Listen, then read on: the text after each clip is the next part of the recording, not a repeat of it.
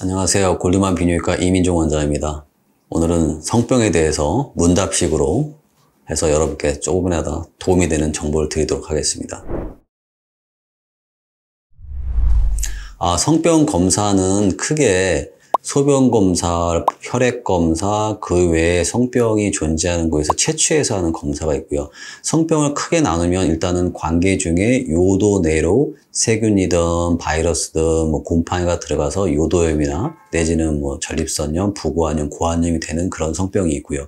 그 대신 그 성병의 특징은 외성기 내에 존재한다는 거죠. 그래서 예성기를 통해서 검사가 충분히 이루어질 수 있는 거고, 두 번째는 관계 중에 성기를 통해 들어오긴 했지만 성기에 남아있지 않고 전신적으로 퍼지는 성병이 있습니다.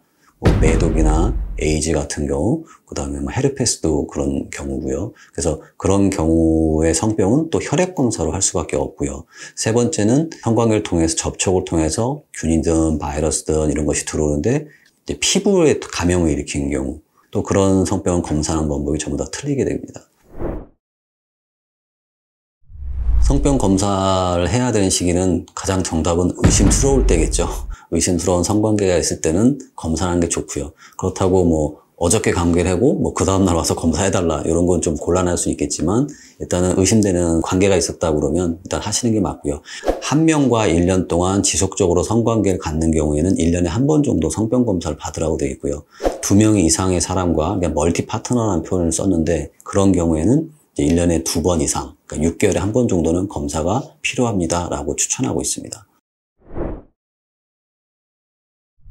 성병과의 검사는 여러 가지가 있겠죠. 아까 말씀드린 성병은 크게 요도로 들어와서 문제를 일으키는 것, 이제 피부를 통해서 전신으로 퍼진 것, 그리고 피부 내에 어디 숨어 있다가 시간이 돼서 나타나는 것이 있기 때문에, 첫 번째 요도로 들어간 건 검사를 할 수 있는 가장 간단한 소변 검사와 정액 검사로 시행할 수 있습니다.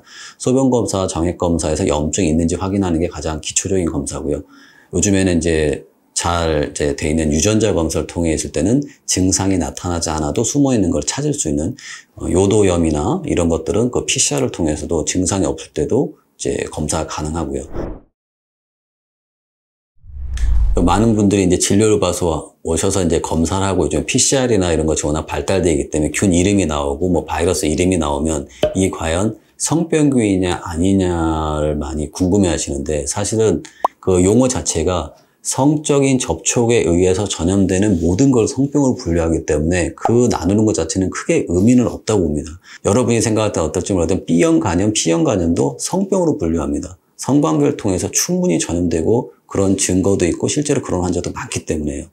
하지만 환자분이 생각할 때 통상적으로 말하는 성병, 이거는 성관계 아니면 안 걸린다 하는 것들이 있다. 임질, 마이코플라냐 제니탈리움, 클라미디아, 트리코모나스 이런 걸 설명을 드리는데, 그것도 사실 성관계 없이도 걸려서 오시는 분을 개인적으로 많이 보기 때문에 꼭 어떤 성병균이 성관계로만 전염됐습니다 라고 말할 수는 없을 것 같습니다.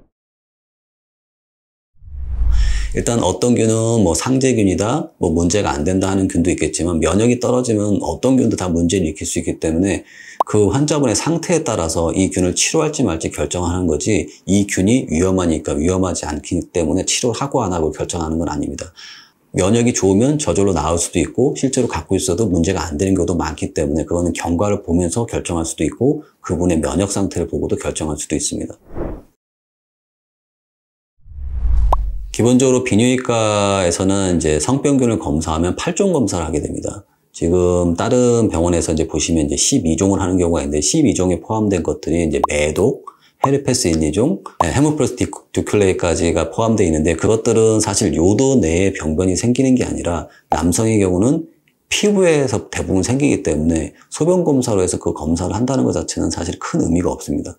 물론 여자의 경우는 질 안에 질염도 생기고 그런 균도 생기기 때문에 여자분한테서는 12종을 하는 게 맞고, 남자분한테는 8종 하는 게 맞을 것 같습니다. 임질 같은 경우는 주사 한 방울에도 나을 수도 있고, 대부분의 경우는 먹는 약으로 치료하기 때문에 일주일 정도 치료 기간 생각하시면 되고요. 단 요즘에 이제 점점 내성이 늘어나는 경향이 있어서 꼭 검사를 받으셔야 됩니다. 요즘에 이제 치료만 받고 안 오시는 분도 꽤 많은데, 시간이 지나서 이제 증상이 다시 나타나서 오는 경우에는 이제 다른 합병증이나 후유증이 있는 경우가 있을 수 있어서 일단은 치료를 받고 없어졌는지 반드시 확인받는 게 좋습니다. 사실 저 개인적으로 요도염 일으키는 균에 있어서 가장 위험한 균은 이제 클라미디아 트라코마티스라는 균이 가장 개인적으로 위험해 보이고요. 이제 유레아 플라즘, 유레아 릭티쿰도 요즘에는 점점 성병균으로서의 역할을 한다고 해야 되나요? 많은 분들이 문제를 일으킬 수 있다고 생각하기 때문에 그렇고요.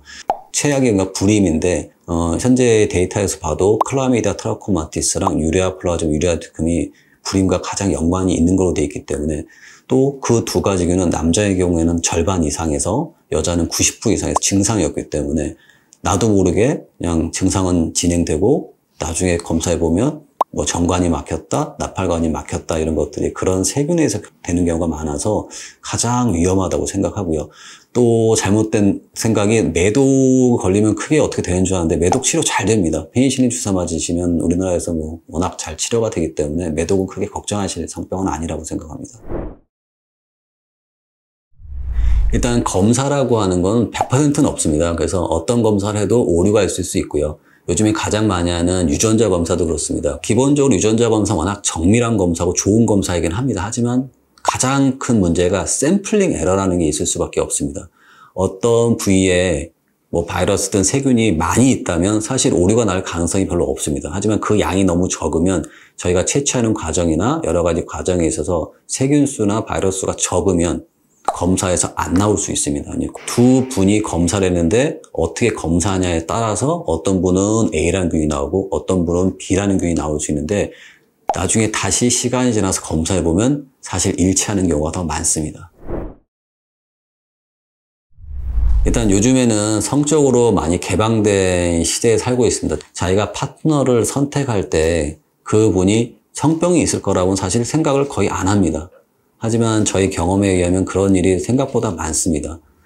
증상이 다 나타나면 누구나 치료를 받고 검사를 받겠지만 너무나 많은 성병들이 증상이 없습니다. 그렇게 생각하면 일단은 어떤 의심되는 관계가 있든지 아니면 새로운 관계를 시작하기 전 그리고 관계를 하고 나서도 간단하게나마 검사를 받는 게 상당히 중요할 것 같습니다.